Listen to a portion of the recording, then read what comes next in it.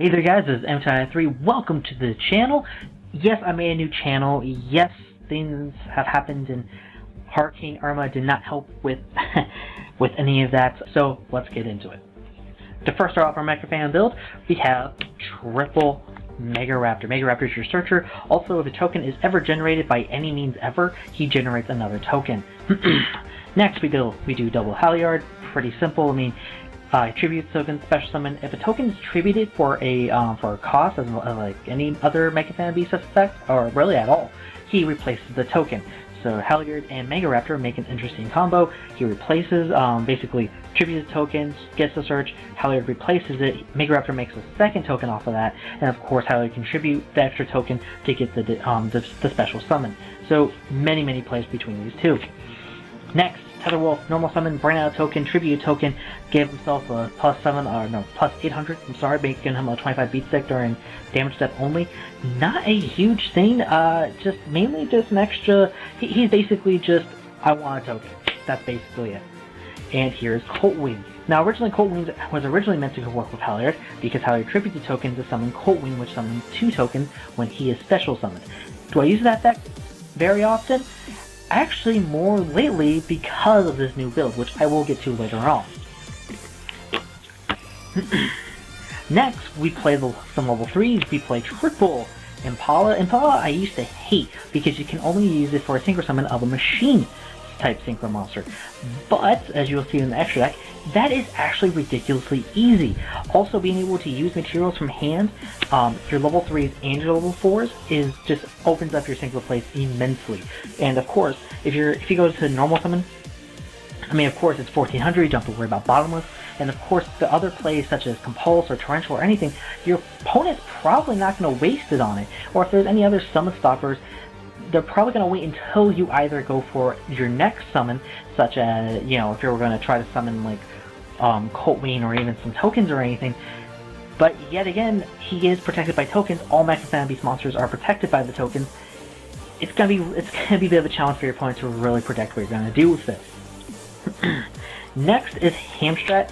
I wish I had either 3 ultras or 3 ultis. I only have the 2 ultis and the 1 ultra. It just kills me because I used to have a buttload of ultras. Anyways, basically this is your guy to get your tokens going. Whenever he's flipped, he's not a flip monster, he is a pseudo flip monster, and me and Shadow X actually had a bit of a thing to go back and forth. During damage step, if your opponent were to attack when he gets flip summoned, the tokens come after, but activation is during the flip summoning, which is during damage step. So breakthrough skill, effect veiler, other effects like that cannot stop the effect. But yet again, cards like skill drain and so on and so forth, it doesn't matter. Also, tribute token, Monster Reborn. Last but not least for the Mecha Fan Beast lineup is of course Mecha Fan Beast Orion. Pretty much the best card of the deck. Level 2 tuner, when it's in graveyard, you can banish it to additional normal summon, and basically whenever it hits graveyard, no matter what, it will not miss timing to summon the token. I've never had a problem with that. If anybody ever tries to give you crap like that, just don't even listen. Just nah, stand your ground about it. In previous builds, I did go for level 5 synchros, which is amazingly easy since you have a level 2 tuner, and of course all the tokens that Mecha Fan Beast monsters make anyways are always level 3. So, I mean, if you can make TG Hyper Librarian, you can make Armides, you can make Catastor, and of course if you can do that, you can also make Excel Synchron and then ultimately Stardust Warrior. And our last card for the monster lineup is probably my favorite monster of the deck, Scapegoat. This is a true flip-like monster. It's a level 1 tuner, and it can bring out up to 4 tokens. And that's actually a very clear distinction. Unlike Scapegoat, which is a mandatory effect of summoning 4 level 1 tokens 0/0, Scapegoat allows you to bring out up to 4, or basically as many as you can fill, really, as you can in the main monster zone. And of course, it's really easy. Like, I just love being able just to flip summon, bring out 4 tokens, and I can go for my link summons just like that. For the spells, we are bringing back a card that I knew was an amazing card, but for the wrong reason. Of course, Transmodify.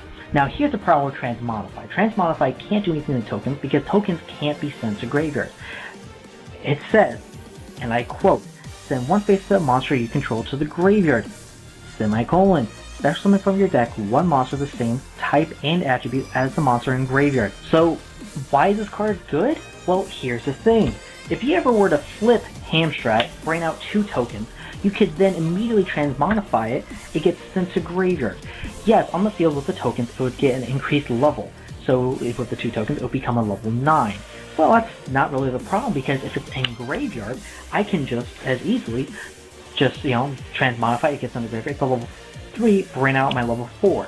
As soon as it hits field, yes, this does become a level 10 monster, but transmodify effect still resolves anyways.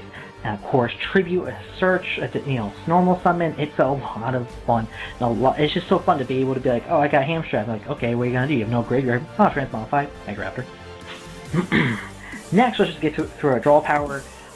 Supply Squad, every time a token gets destroyed, I can potentially draw up to 3 cards. Usually I only have the 1 out. It's just one of those things, a lot of players do not want to waste the, the 1 back row hate to just get rid of this card. But yet again, having 2 is basically just open game for Twin Twister. So, I would say stick to the 1 on your side of the field. If you want to do it, just max out the 3, that's fine. Triple draw muscle, because this is basically a free upstart. I mean, if you have a token on the field which has 0 defense, and of course you're gonna have it in base up defense. Draw muscle, it gets protected by battle this turn, so your opponent can't destroy it, so your opponent can't destroy your Mecha beast monsters, and also you get the free draw and so on and so forth.